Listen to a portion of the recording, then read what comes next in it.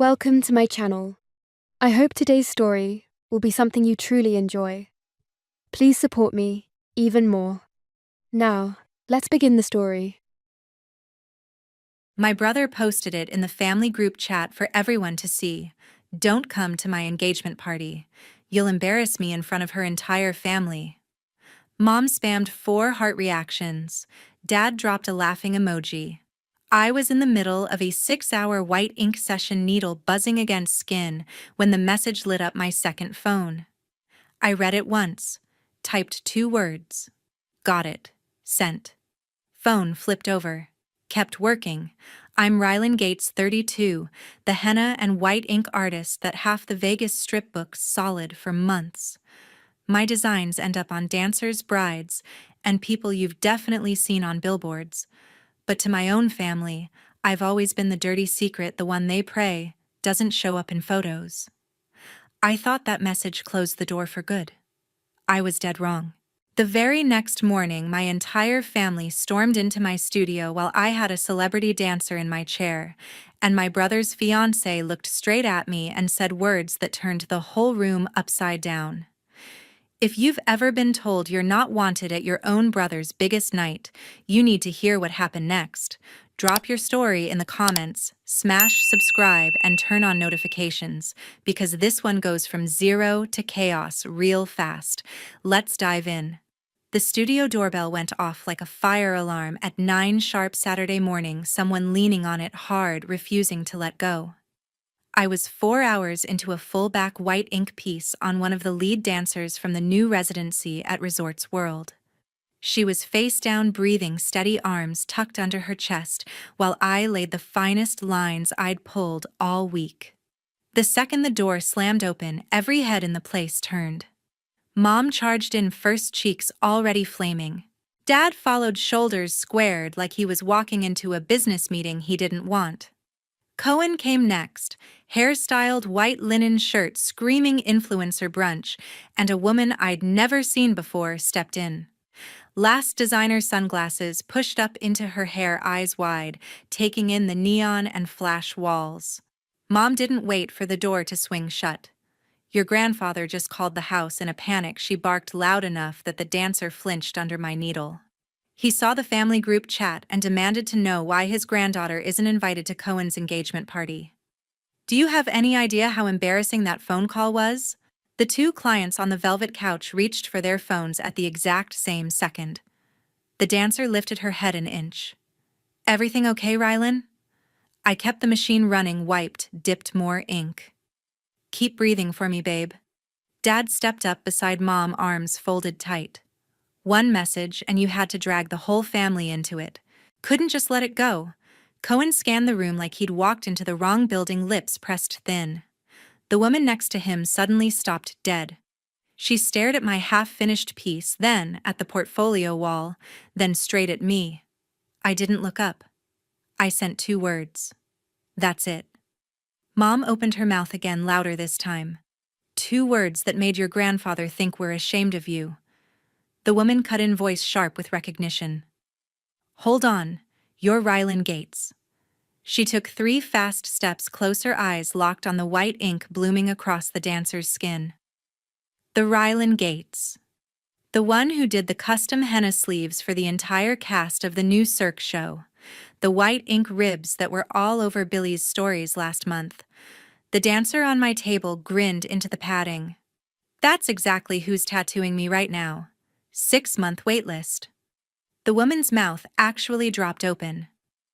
I've been trying to book you for 14 months. Your work is literally my entire inspiration board.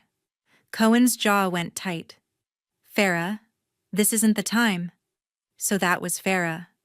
Mom waved both hands like she could erase the last 20 seconds. It doesn't matter what she does on the internet. The point is, you made your grandfather think we're hiding something. I set the machine down, grabbed a clean towel, wiped the skin carefully. You are hiding something. You put it in writing, in the family chat. With receipts. Dad snorted. We were protecting Cohen's brand. This party is a big deal. Farah's family expects a certain image. Farah turned slowly to Cohen. Wait. You told your own sister, the artist I've been obsessed with for years, not to come to our engagement party. Cohen shot her a warning look. Babe. One of the waiting clients had her phone up now, red dot blinking. Another was live on TikTok, I could tell by the angle. Mom kept going. We didn't drive over here to be put on display in your little tattoo shop. We came because you're making us look like monsters to the entire family. I picked the machine back up, checked my line, restarted the pedal. You made yourselves look like that the second you hit send. Farah ignored Cohen, tugging at her elbow, and walked all the way to my station. She leaned in, studying the detail I was shading along the dancer's spine. This is unreal. The way the white sits on her tone, I've never seen anyone pull that off. Cohen's voice dropped. Farah, stop. She straightened, looked him dead in the eye. Did you know who she was this whole time? He hesitated. 1 second, 2. The room went completely silent except for the low buzz of my coil and the soft click of phone shutters. Farah's gaze flicked back to me, something shifting fast behind her eyes. Mom started talking again, words piling on top of each other, but they blurred into background noise. Dad tried to cut in. Cohen stood frozen. I dipped more ink, pressed the pedal harder, and kept working. The dancer exhaled like she was bracing for round 2. Phones were out everywhere now. Someone whispered, "This is going viral." Another voice laughed under their breath. "Vegas drama stays in Vegas, my ass." Farah didn't move from my station. She just watched me shade, watched the design come alive, and didn't say another word. Yet, I hadn't even grabbed a clean wipe when Dad cut straight through the silence. "We're still 20,000 short to lock the rooftop by Monday," he said, holding his phone up like he was already waiting for the QR code to scan. "Plus another 9 for the full floral package. The vendor needs it wired today or the entire date is gone. Just send it now, Rylan." Mom didn't miss a beat. "You've always covered the big stuff. No one even has to know it came from you." The dancer on my table stopped breathing for a second. One of the girls on the couch actually let out a small whoa under her breath. I set the machine down, peeled my gloves off slowly, and dropped them in the bin. "No," I said. Dad blinked twice. "What?" "No money. Not 20,000. Not 9,000. Nothing." Mom's face went white, then red. "You cannot be serious right now." "I'm dead serious." I looked at Cohen. "I'm done being your bank." Cohen stepped forward, voice low and tight. "This rooftop is the launch of my entire rebrand. One canceled venue and every sponsor walks." "Then let them walk," I said. "Maybe you'll finally learn how to pay for your own life." Dad switched to the calm, reasonable tone he used when he really wanted something. "Sweetheart, family helps family. You've always been the one we could count on. I've been the one you've used," I answered. "Mortgage payments when the club dues were late. Cohen's private coach. The down payment on the condo with the view you post every sunrise from. The ring on her finger? You told everyone you bought yourself. All me. 9 straight years." Farah's eyes snapped to Cohen so fast I heard her neck crack. Mom clutched her purse like it could protect her. "You're willing to destroy your brother's future over cash. I'm protecting my future." I walked to the front desk, spun the booking iPad around so the screen faced them, every slot filled in bright green for the next 8 months straight. "This is mine. I earned it. I'm keeping it." The dancer sat up slowly, holding the sheet. "I can come back any day if you're staying right there," I told her. Then I turned back to them. "You're the ones leaving." Cohen's jaw flexed. "You're doing this in front of your clients." "You did this in front of my clients," I shot back. "You don't get to storm into my studio and demand 30 grand like I owe you air." Dad tried again, softer. "Think about what you're throwing away." "I've thought about it every single time I transferred money I worked 60-hour weeks for." I walked straight to the door and opened it wide. "Out. All of you." Mom's voice cracked. "This is insane." Farah spoke for the first time, barely audible. "Cohen, everything she just said, is it true?" He opened his mouth. Nothing came out. I pointed through the open door. Now. Dad gave me one last disappointed dad look. You're going to regret this. I regret not doing it sooner. The two waiting clients stood up at the same time, forming a quiet line behind me like backup I didn't even ask for. The dancer gave me a small, fierce smile. Cohen stared at me for 5 full seconds, something raw flashing across his face, then turned and walked out. Mom followed, muttering the entire way. Dad paused on the threshold, shook his head once, and left. Farah was last. She stopped inches from me. I had no idea, she whispered. I know, I said. She walked out. I shut the door, flipped the deadbolt, turned the sign to closed on a Saturday for the first time in 3 years, and stood there for a moment listening to the sudden, perfect quiet. The dancer broke it. Girl, that was the most savage thing I've ever witnessed. I exhaled, walked back to my station, picked up the machine, and smiled. My hands weren't shaking. Not even a little. The night of the official engagement party, the entire city was blazing with light. I shut my phone down at 6 sharp, locked it inside the safe, and turned my studio into a completely different universe. Every neon sign I normally keep dim for sessions now burned hot, magenta, cyan, and violet across the ceiling.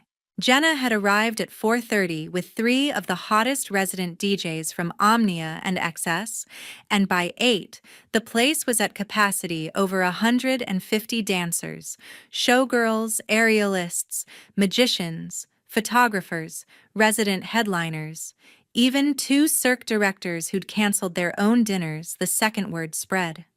Someone had commandeered champagne from the Bellagio's magic show, and it flowed on silver trays like water.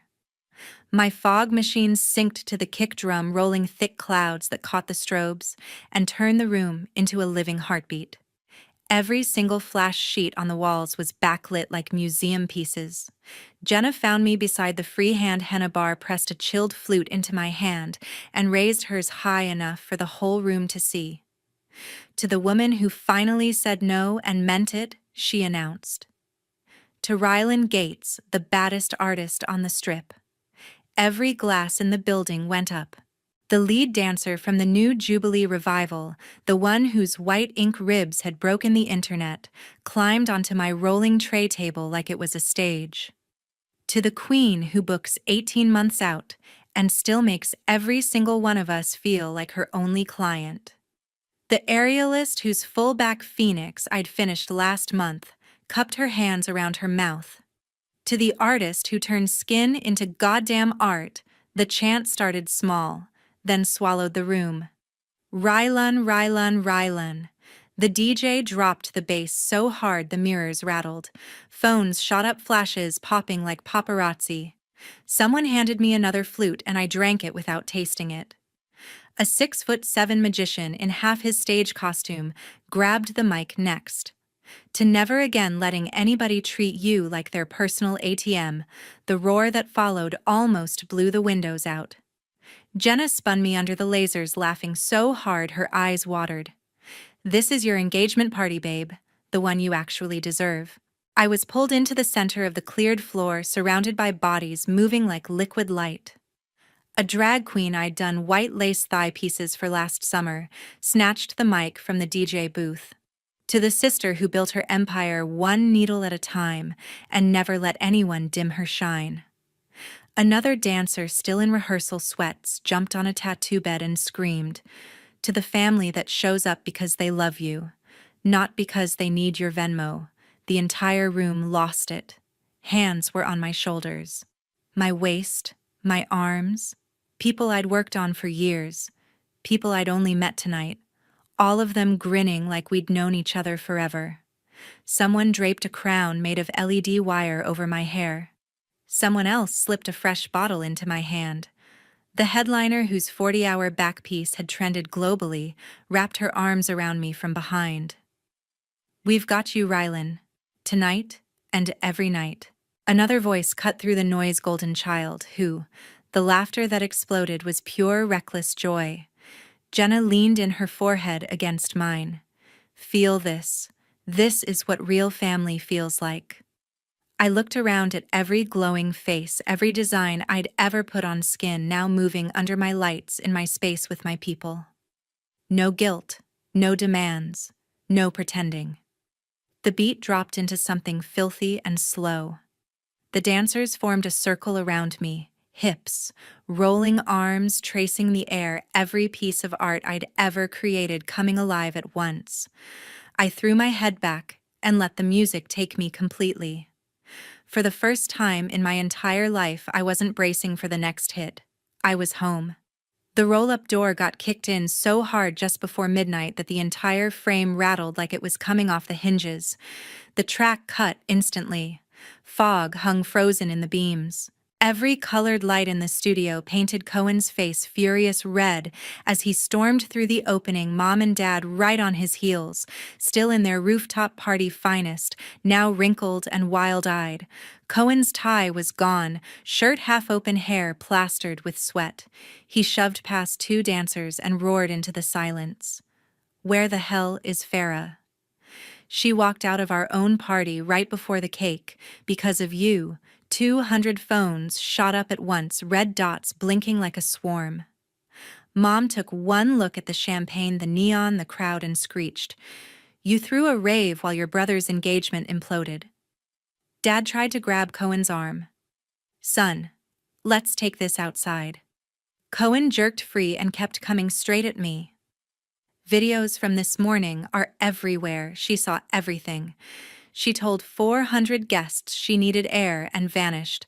I stayed dead center of the circle, LED crown, still glowing arms loose at my sides. A Cirque headliner stepped half in front of me. "Back up, pretty boy." A 6-foot drag queen in platform boots folded her arms. "You're interrupting a celebration, sweetheart." Cohen didn't even glance at them. "Call her Rylan. Right now. Tell her you exaggerated. Tell her it was a misunderstanding." The room went so quiet I could hear the ice melting in abandoned glasses. Then the side door opened again, slow and deliberate. Farah stepped in alone. Emerald silk dress, diamonds, flashing hair, not one strand out of place, but her face was carved from ice. She stopped 10 feet from Cohen, looked him dead in the eyes, and spoke loud enough for the cheap seats. "The wedding is off." You could have heard a sequin hit the floor. Cohen spun toward her. "Baby, no." She slid the ring off her finger, calm, deliberate, and placed it on the nearest rolling tray like she was dropping off dry cleaning. "I just listened to 9 years of Venmo records. I listened to your parents beg your sister for 30 grand this morning like it was pocket money. I listened to you lie to my face about every single dollar. I'm done." Mom lunged forward, mascara already running. "Farah. Honey, he's just upset." Farah turned on her so fast Mom actually flinched. "Don't honey me. You used her like a credit card and treated her like garbage. You don't get to speak to me." Dad tried the calm adult voice. "This is a private family matter." Farah laughed cold and sharp. "You forfeited the word family the second you told her she wasn't welcome tonight." Cohen took 2 desperate steps. "We can fix this. Please." Farah looked past him straight at me. For 1 second the ice cracked just enough for me to see gratitude, then it froze solid again. She faced Cohen one last time. "There's nothing left to fix. We're done." She walked through the parted crowd, heels clicking like gunshots, and disappeared out the side door without looking back. Cohen stood frozen, staring at the ring sitting alone on the tray. Mom started wailing loud enough to wake the dead. Dad grabbed Cohen's shoulder, trying to steer him out. Cohen didn't move, just kept staring at the empty space where his fiancée had been 10 seconds ago. A dancer near the front raised her glass. To Farah, walking away from the trash, she said clearly. Half the room echoed. To Farah, phones never stopped recording. Someone started slow clapping. Someone else whistled. Cohen finally looked at me, eyes red, mouth working like he was trying to find words and failing. Mom sobbed louder. Dad muttered, "This is your fault," but it barely carried over the growing noise. I didn't say a thing. I didn't have to. The DJ waited exactly 5 more seconds of dead air, then dropped the filthiest bass line of the night. The floor erupted. Dancers surged forward, swallowing the spot where my family stood like the tide taking driftwood. Lights strobed harder. Fog rolled thicker. Within 30 seconds, Cohen Mom and Dad were pushed all the way to the exit by a moving wall of bodies that never once touched them, just danced them out. The roll-up door slammed shut behind them. The party didn't miss a beat. I walked straight to the front desk, yanked open the locked bottom drawer, and pulled out the thick black binder I had waited 9 years to open in public. 487 pages of Zelle and Venmo screenshots printed in color, tabbed by year, every single transfer highlighted in neon yellow. I carried it like it weighed nothing and dropped it on the rolling tray right next to Farah's discarded engagement ring. The ring rolled once and stopped against the spine. Farah hadn't reached the exit yet. She turned, saw the binder, and froze. I grabbed the wireless mic from the DJ, clicked it live, and held it out to her. "Read the highlights," I said. Out loud. She stared at me for one heartbeat, then took the mic. Farah flipped to the first tab and started, voice steady and clear. September 2016, $42,000. Cohen freshman year tuition and housing. May 2017, $15,000. Personal training certification plus, first private coach retainer. January 2019, $28,000. 20% down payment unit, Tunisveno4 The Ogden. Monthly recurring $2,000. Gym membership supplements, meal prep. She turned the page. July 2020, $19,000. Full camera and lighting rig for YouTube relaunch. February 2021, $22,000. Final balance on 4.2 carat emerald cut diamond ring. November 2022, $12,000. Brand trip to Maldives, business class plus villa. April 2024, $10,000. Non-refundable deposit, rooftop venue tonight. She flipped faster. Last month, $9,000. Custom wardrobe styling for engagement shoot. 2 weeks ago, $7,000. Floral and decor deposit. Yesterday morning, $20,000 attempted, declined.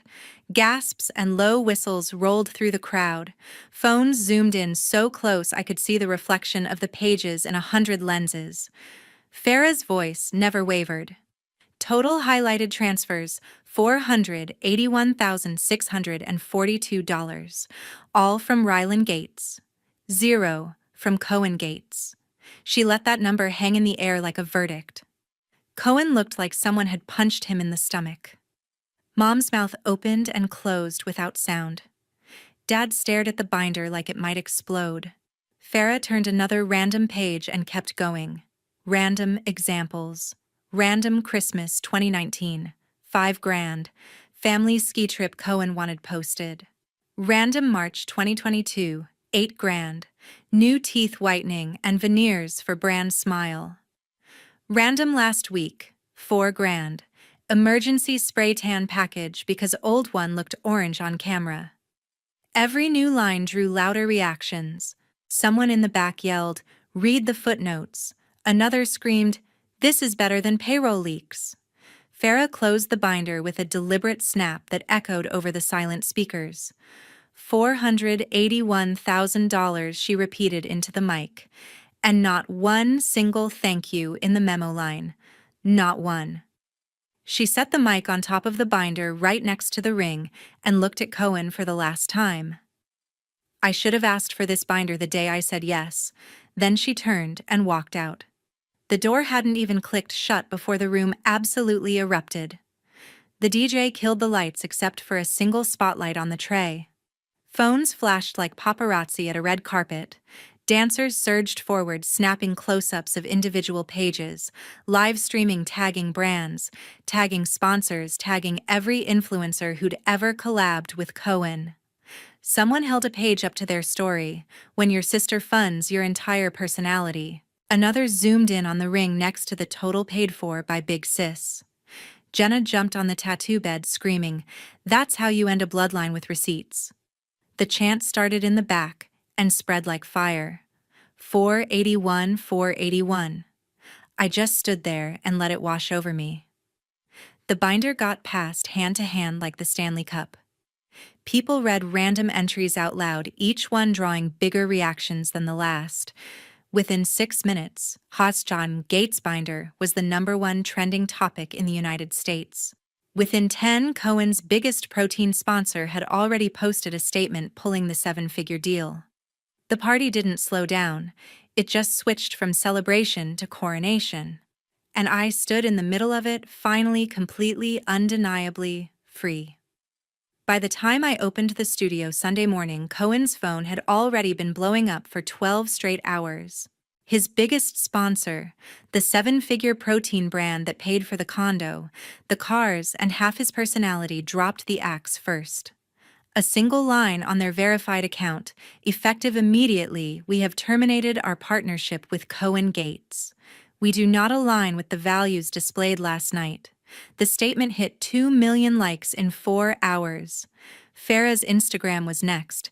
Every engagement shoot, every couple reel, every rooftop kiss gone. Profile picture switched to black. Bio changed to one word: free. Within minutes, the internet crowned her. Gates' family drama locked the #1 trending spot in Las Vegas, then Nevada, then the entire United States. Clips of Farrah reading the binder racked up 60 million views before lunch. Slow-motion edits of the ring hitting the tray became the most used sound on TikTok overnight. Cohen's follower count started free-falling in real time, 10,000 gone in an hour, 50,000 by noon.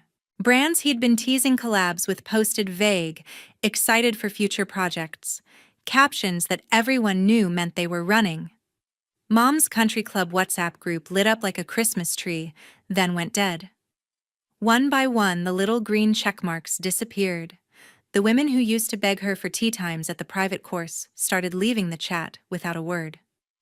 Dad opened his phone at brunch and watched his own follower count built on years of family man posts drop by the thousands every time he refreshed.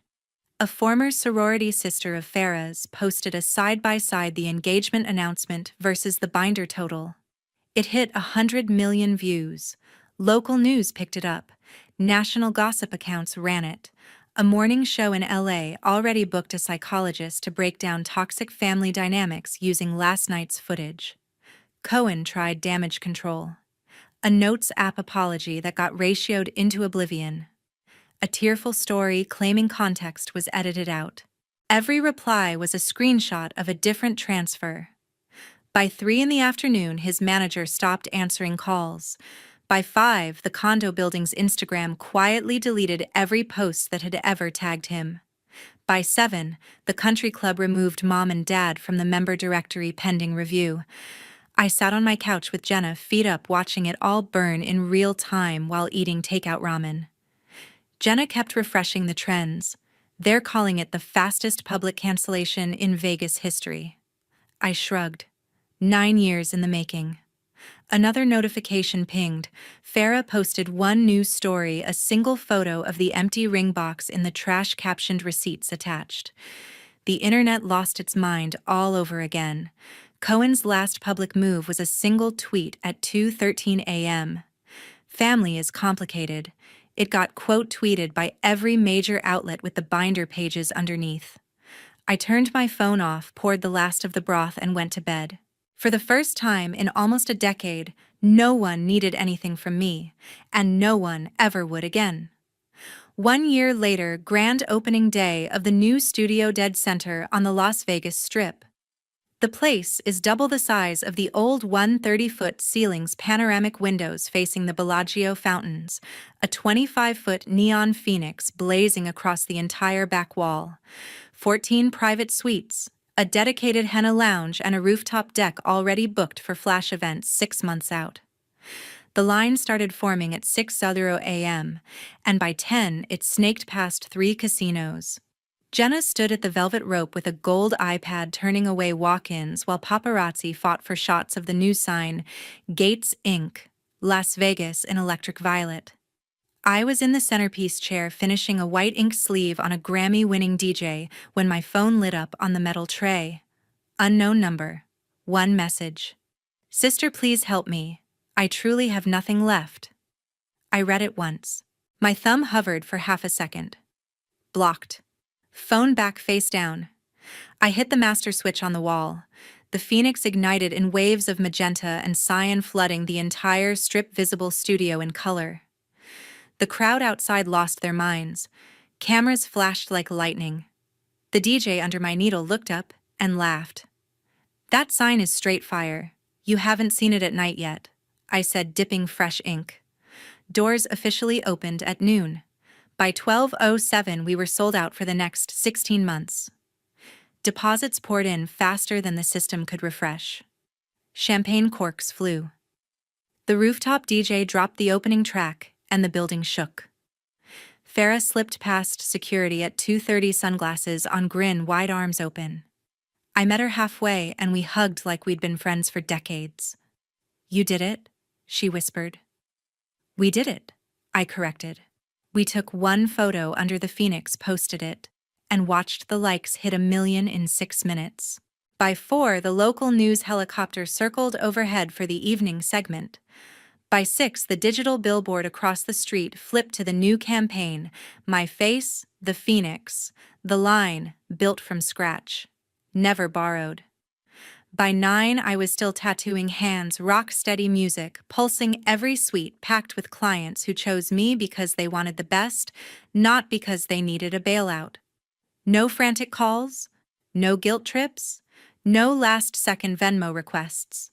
Just the clean hum of the machine, the glow of fresh white ink on skin, and the sound of my name being chanted by people who actually meant it. I wiped the final line, held up the mirror. The client stared, eyes glassy. "It's the most beautiful thing I've ever seen." I smiled, snapped off my black gloves, and looked around at the empire I built on my own talent, my own terms, my own money. Cohen's pathetic message was already erased from the universe. I killed the station light, cranked the main neons one notch brighter, and called the next name on the list. The phoenix burned hotter than the desert sun, and I never looked back once.